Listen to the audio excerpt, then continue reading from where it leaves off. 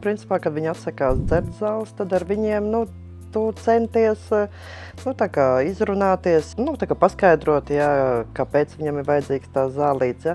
Bet viss tas ir ļoti mierīgi un jā, lai viņu neuzvelk vēl vairāk, jā. Un tad bieži vien sanāk, varbūt nedaudz ar māniem.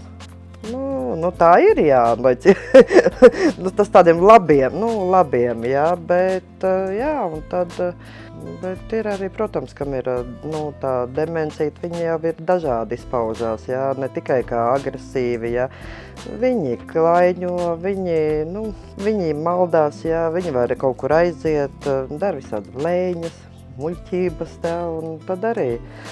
Jāmāk viņus ir tā kā, savaldīt arī, jā, lai, tā kā atpakaļ tajā gultiņā iet, jā, bet tas viss ir ļoti mierīgi, ar ļoti tādu, piezeminātu toni, nedrīkst ar viņiem, tā kā pacelt, varbūt skaļāk izmainīt balss toni, kā viņi, pieraduši pie mums ir, jā. Tad arī viņi uzvelkās ļoti, jā, un paliek vēl agresīvāki.